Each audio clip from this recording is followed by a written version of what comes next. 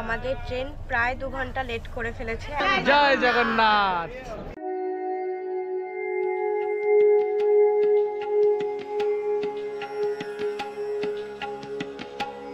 এখানে কিন্তু বিশাল গরম, বিশাল। আর এই হচ্ছে আমাদের রুম।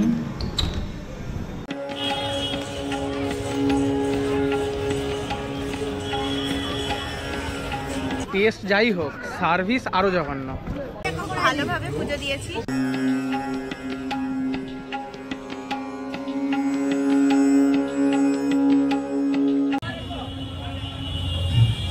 আমরা এখন চলে এসেছি বিলাসপুর স্টেশন। এখান থেকে আমাদের ট্রেন 9:30 নাগাদ, কিন্তু লেট চলছে, মনে হয় 10টার মধ্যে চলে আসবে এরকম।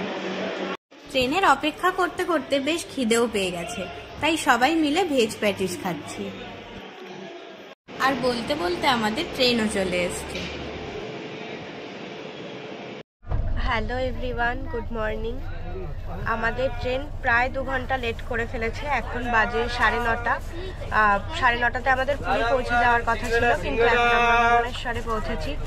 কালকে রাতে ট্রেনে উঠে আর কোনো ভিডিও করা হয়নি, কারণ সিটগুলো প্রচণ্ড উল্টোপাল্টা পড়েছিল।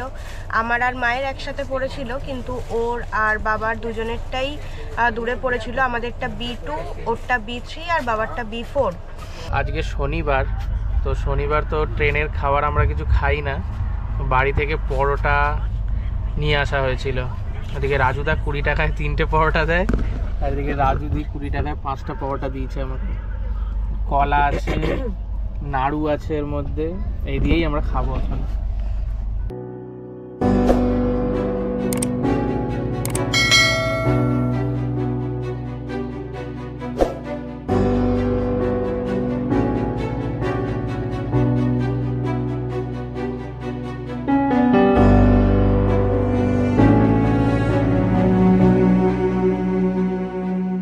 আমরা এখন পৌঁছে গেছি পুরী।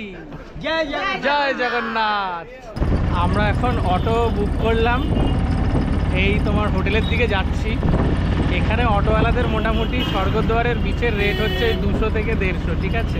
150 নেয় না, 200 টাকা 250 টাকা এরকম সব চায়।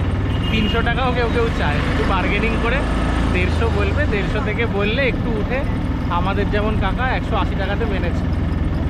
আর একজন দুজন থাকলে বার্গেনিং অনেক করা যায় অনেকের সাথে, বাট ফ্যামিলি নিয়ে অত হয় না, তাই উঠে পড়েছি। কেমন লাগছে?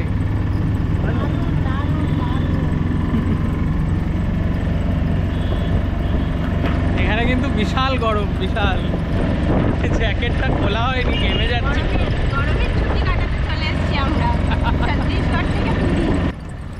এই নিয়ে আমি পুরী আসছি প্রায় 5 বার, তবে সমুদ্র দেখার উত্তেজনা প্রথমবারের তুলনায় 1 বিন্দুও কম হয়নি।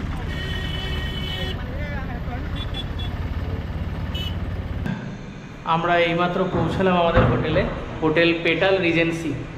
অক্ষরধাম টেম্পল আছে স্বর্গদ্বার থেকে একটু এগিয়ে, শ্রী চৈতন্যদেবের মন্দিরের, শ্রী চৈতন্যদেবের যে মূর্তিটা আছে সেখান থেকে একটু এগিয়ে আসলে এই আমাদের হোটেলটা। পরে লোকেশনটা ভালো করে বুঝিয়ে দেবো।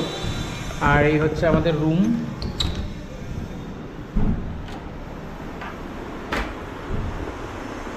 এটা কিন্তু বেশ বাজেট ফ্রেন্ডলি হোটেল, ঠিক আছে? এসি আছে, বেশ কিং সাইজ বেড আছে, আর রুমটাও দেখো বেশ ভালো। আর এখানে একটা ব্যালকনিও পেয়ে যাবে জামা কাপড় শুকোতে দেওয়ার জন্যে, ঠিক আছে? দড়ি টড়ি ওরা লাগিয়ে রেখেছে। ফ্যানও আছে দুটো। বাথরুমটা হচ্ছে এই যে, বাথরুমটাও বেশ পরিষ্কার। এখানে তোমার স্নান করার শাওয়ার রয়েছে, এই দিকটা স্নান করতে পারবে। এই হচ্ছে আমাদের হোটেল পেটাল রিজেন্সি। এই রাস্তাটা ধরে হচ্ছে তোমার স্বর্গদ্বার বিচ। স্বর্গদ্বারের রাস্তাটা দিয়ে সোজা এখান থেকে চলে এলে এই ডান দিকে পড়বে পেটাল রিজেন্সি। আমরা এখন দুপুরে এই লাঞ্চ করতে বেরিয়ে পড়েছি। পান্ডার সাথে কথা হয়েছে, পান্ডা বলল যে 4টের সময় রেডি হয়ে থাকতে।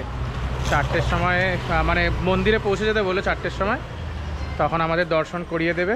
তো আমরা এখন লাঞ্চের জন্য বেরিয়েছি। লাঞ্চ করে স্নান করে আমরা চলে যাব মন্দিরে। আমরা একটা 150 টাকার থালি অর্ডার করেছি, যেটাতে দিয়েছে ভাত, আলু ভাজা, এটা একটা শুক্তো, পনিরের তরকারি, চাটনি, সয়াবিনের তরকারি, ডাল, পায়েস আর একটা পাঁপড় ভাজা। কাকাতুয়াতে আমরা খেয়ে বেরোলাম। খাওয়ার এতটাই জঘন্য, টেস্ট তো কিছু নেই খাবারে, আর টেস্ট যাই হোক সার্ভিস আরও জঘন্য। মানে ডাকলে শোনে না, এরকম জল দিচ্ছে, খাবার শেষ হয়ে যাচ্ছে তারপরে জল দিচ্ছে, খুবই বেকার। আর সেই অনুযায়ী দামটাও অনেক বেশি। কখনোই রেকমেন্ড করব না, বাট আমরা বাধ্য হয়ে আমাদের আসতে হয়েছে। হোটেলের পাশে আর পেঁয়াজ রসুন ছাড়া রান্না বলে, তাই আমরা এসছি। বাট তোমাদের যদি কারোর এরকম বাধ্যবাধকতা না থাকে, অ্যাভয়েড করবে।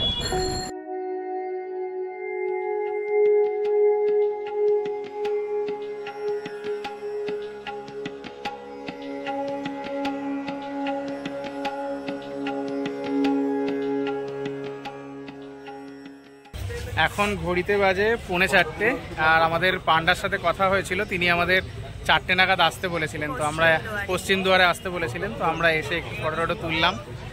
আর এই যে দেখতে পাচ্ছ পিছনে জগন্নাথ টেম্পল। তো আমরা এখন দাঁড়িয়ে আছি এখানেই। তোমার এই যে পিছনে দেখছো, এখানে তোমার জুতো, মোবাইল সব রাখার স্ট্যান্ড, বা এখানে তুমি ফ্রিতে রাখতে পারবে। আমরা এখন জমা দিয়ে দেবো, কারণ ভেতরে ফোন অ্যালাউড নয়।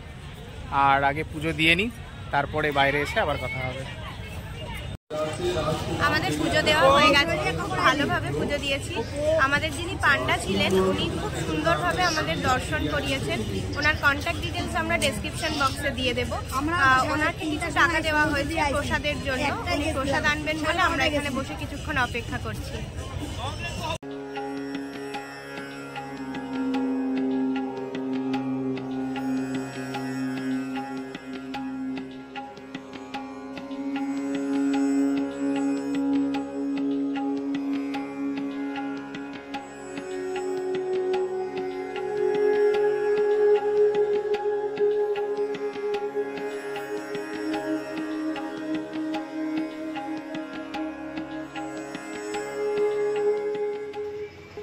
সন্ধে নামার সাথে সাথেই মন্দির চত্বরে মিষ্টি আর ভাজা পোড়ার দোকানের বেশ রমরমা পরিবেশ তৈরি হয়েছে। তবে আমাদের দৃষ্টি আকর্ষণ করেছে এখানের লোভনীয় মিষ্টিগুলো। বেশ অনেক রকমেরই মিষ্টি রাখেন এনারা, ছানা পোড়া, মালাই, ক্ষীর, মালপোয়া, ফ্রেশ ছানা, আরো অনেক কিছু। মন্দিরের পশ্চিম দ্বার থেকে বেরিয়ে রোড ক্রস করলে নামহীন এই মিষ্টির দোকানগুলো লাইন দিয়ে আছে। এখান থেকে ক্ষীর, মালপোয়া আর মালাই ট্রাই করেছিলাম, দুটোই দারুণ খেতে। মালাইটা একদম পিওর মনে হলো, এক্সট্রা কোনো মিষ্টি অ্যাড ছিল না। আর রসে ভেজানো মালপোয়া, তার উপর আবার ক্ষীর, সে এক অনবদ্য কম্বিনেশন। মিষ্টি উপভোগ করতে করতে হঠাৎই দেখি গান বাজনা আর মানুষের ভিড়ে রাস্তাটা ভরে গেল। প্রথমে ভেবেছিলাম জগন্নাথ মন্দির সংক্রান্ত কোনো শোভাযাত্রা, পরে লোকমুখে জানতে পারলাম মন্দিরের এক পুরোহিতের বিয়ে।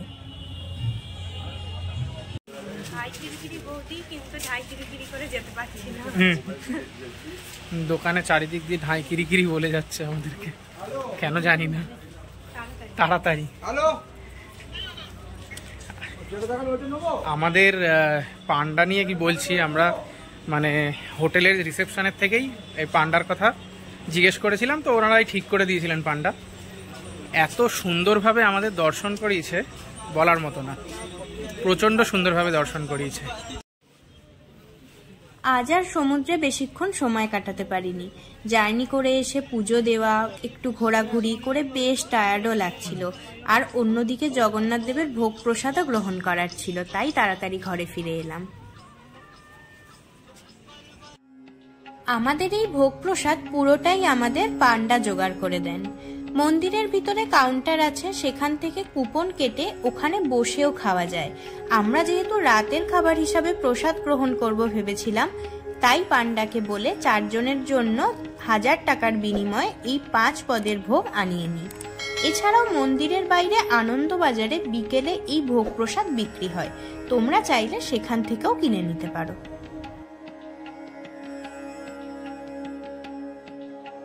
ভিডিওটা কেমন লাগলো জানিও, আর চ্যানেলটা প্লিজ সাবস্ক্রাইব করে পাশে থেকো। পুরীতে নেক্সট দিনগুলো আমরা কিভাবে কাটালাম সেই সব ভিডিও নিয়ে ফিরছি নেক্সট ব্লগে। টাটা।